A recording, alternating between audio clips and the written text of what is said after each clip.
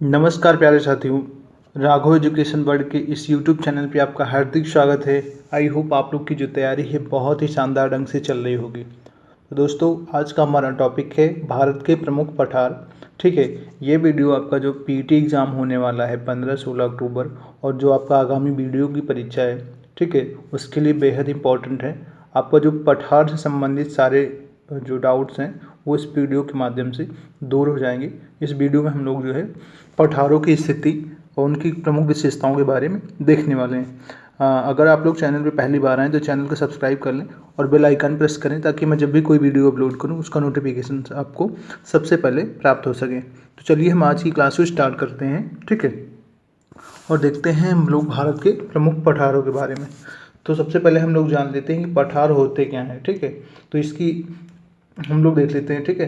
तो धरातल का विशिष्ट स्थल रूप जो अपने आसपास की ज़मीन से पर्याप्त ऊंचा उठा होता है और जिसका ऊपरी भाग जो होता है वो चौड़ा होता है तथा सपाट होता है, पठार कहलाता है, ठीक है।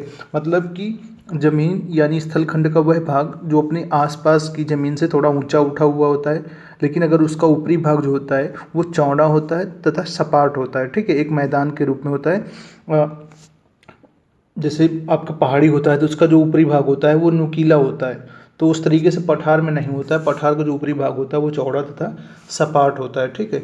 अब हम लोग बात करें कि संपूर्ण धरातल के 33% भाग पर पठार पाए जाते हैं, ठीक है। आपका क्वेश्चन बन सकता है कि जो संपूर्ण धरातल है उसका कितना प्रतिशत भाग जो है पठार है, ठीक है। क्योंकि जो धरातल है उसका जो है उसको कई उसमें बांटा गया, जैसे आपका मरुस्थल हो गया, मैदान हो गया, पठार हो गया, पहाड़ी हो गया।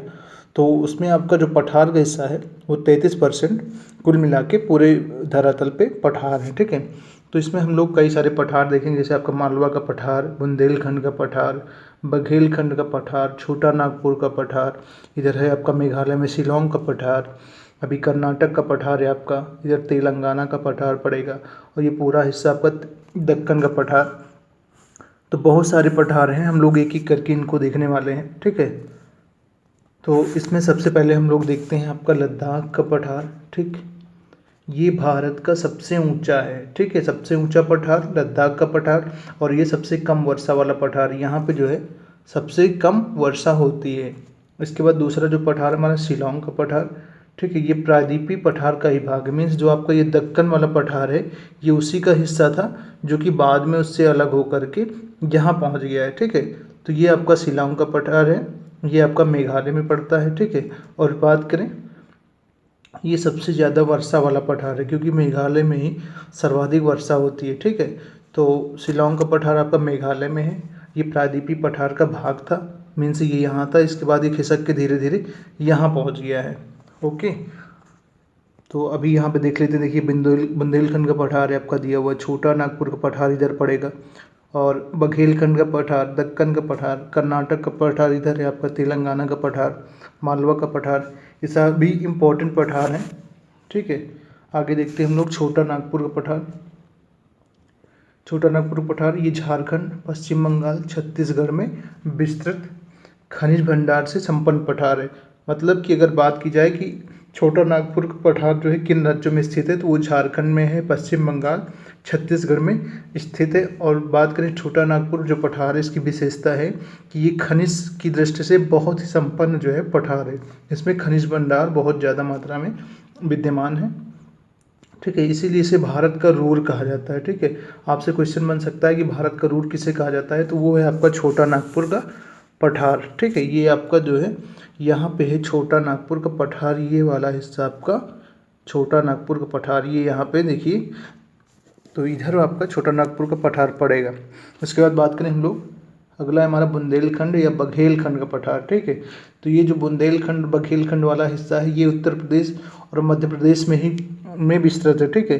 तो जो उत्तर प्रदेश का निचला वाला इलाका है और मध्य प्रदेश का ऊपरी वाला क्षेत्र, ये दोनों, ये आपका बुंदेलखंड वाला इलाका पड़ता है और ये बीहड़ खड्डों के कारण अनुपजाऊ है। मीन्स आपका जो बुंदेलखंड वाला पठार है यहाँ पे जो है ककरीली पथरीली जो है मिट्टी है, तो यहाँ पे जो है बीहड़ बहुत ज़्यादा है जिसके कारण यहाँ की मिट्टी ये अनुपजाऊ है पूरी तरीके से, ठीक है। और इसकी स्थिति की बात करें तो ये मालवा पठार के उत्तर पूर्व में स्थित है। आपको इस मैप में दिख रहा होगा, ये आपका मालवा का पठार है। इसके इधर देखिए उत्तर पूर्व में ये बघेलखंड का पठार है आपका, और ये बुंदेलखंड का पठार, दोनों एक दूसरे से सटे हुए हैं। ठीक है, तो ये मालवा का पठार के उत्तर पूर्व में स्थित है। आगे देखते हैं हम लोग। अगला है हमारा दक्कन का पठार।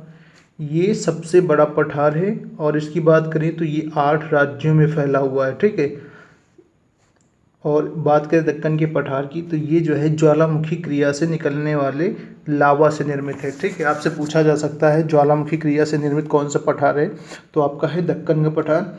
और यहाँ पे काली मिट्टी पाई जाने के कारण कपास का उत्पादन के लिए उपयुक्त है। ठीक है, मीन्स दक्कन का जो पठार है इसमें बेसिकली जो है काली मिट्टी बहुत अधिक मात्रा में पाई जाती है। इसके कारण ही कपास का उत्पादन यहाँ पे अधिक मात्रा में होता है। ठीक है, क्योंकि जो आपका कपास होता है उसके लिए काली मिट्टी सर्वाधिक उपजाऊ मिट्टी साबित होती है। ठीक है, अब दक्कन के पठार की बात करें तो ये सतपुड़ा पर्वत के दक्षिण में स्थित है। और इसके निर्माण की बात करें तो इस पठार का निर्माण 146 मिलियन वर्ष पूर्व हुआ है, यानी कि आपका दक्कन का पठार काफ़ी पुराना पठार भी है। इसके बाद हम लोग देखते हैं आपका मालवा का पठार। ये मध्य प्रदेश गुजरात 2 राज्यों में स्थित है। मालवा का पठार आपका मध्य प्रदेश एक गुजरात, और ये लावा से निर्मित है। ठीक है, और मालवा के पठार की खास विशेषता ये है कि काली मिट्टी से ढका हुआ है। ठीक है, और यहाँ भी कपास उत्पादन अच्छी मात्रा में होता है। यहाँ पे हम लोगों ने देखा है आपका ये मालवा का पठार है। देखिए ये हिस्सा आपका मालवा का पठार वाला है। ओके, इसके बाद हम लोग अगला पठार अपना देखते हैं, तो वो है कर्नाटक का पठार। इसी पर जो है बाबा बुदन की पहाड़ी, ठीक है, लोहे के लिए प्रसिद्ध पहाड़ी है। ठीक है, ये पहाड़ी बाबा बुदन की पहाड़ी काफ़ी प्रसिद्ध पहाड़ी है। ये लोहे के लिए प्रसिद्ध पहाड़ी है, और इसकी स्थिति की बात करें तो ये कर्नाटक और केरल में स्थित है। ये कर्नाटक का पठार आपका कर्नाटक और केरल में स्थित है। अगला हमारा है तेलंगाना का पठार। ठीक है, इसकी स्थिति की बात करें तो आंध्र प्रदेश में और तेलंगाना क्षेत्र में तेलंगाना का पठार आपका पड़ता है। ये आपका देखिए मैप में दिखाया गया है। तो ये आपकी स्थिति हो गई, और ये जो है दक्षिण पश्चिमी मानसून का वृष्टि छाया प्रदेश है। ठीक है, जो आपका दक्षिणी पश्चिमी मानसून होता है उसके लिए ये वृष्टि छाया प्रदेश है। मीन्स यहाँ पे बारिश कम होती है दक्षिणी पश्चिमी मानसून से इस वाले इलाके में। इसके बाद हैदराबाद और सिकंदराबाद इसी के निचले हिस्से में स्थित हैं, यानी जो आपका तेलंगाना पठार है उसी के निचले वाले इलाके में हैदराबाद और सिकंदराबाद स्थित हैं। ठीक है, हैदराबाद जो आपका है ये, इसकी बात करें तो ये मूसी नदी के किनारे स्थित है आपका हैदराबाद शहर। अगला हमारा है दंडकारण्य पठार। ठीक है, बेहद इम्पोर्टेंट है ये आपका दंडकारण्य पठार। इसकी स्थिति की बात करें तो ये उड़ीसा, छत्तीसगढ़ और आंध्र प्रदेश में विस्तृत है। ये देखिए यहाँ पे आपका ये वाला इलाका दंडकारण्य का है पूरा। तो ये दंडकारण्य पठार हो गया आपका, उड़ीसा, छत्तीसगढ़ और आंध्र प्रदेश में विस्तृत है, और आर्कियन युग की चट्टानों से निर्मित है। यानी कि इसका जो निर्माण है वो आर्कियन युग की जो चट्टानें हैं उनसे इसका निर्माण हुआ है। ठीक है, और बात करें यहाँ पे कौन कौन से खनिज पाए जाते हैं, तो लोहा, मैग्नीज और कोयला जो है दंडकारण्य पठार में पाए जाने वाले प्रमुख खनिज हैं। ठीक है, तो दोस्तों इस वीडियो में हम लोगों ने जो है आपके पठार से संबंधित जो भी डाउट थे उनको क्लियर किया। आपके जो पठार हैं उनकी स्थिति, उनकी प्रमुख विशेषताओं के बारे में देखा। आई होप आप लोग को ये छोटा सा वीडियो बहुत पसंद आया होगा। पसंद आया तो लाइक ज़रूर करें, चैनल को सब्सक्राइब कर लें। मिलते हैं हम लोग नेक्स्ट वीडियो में एक नए वीडियो के साथ, एक नए टॉपिक के साथ। ठीक है, तब तक के लिए आप अपनी तैयारी को शानदार ढंग से करते रहें, स्वस्थ रहें, मस्त रहें। धन्यवाद।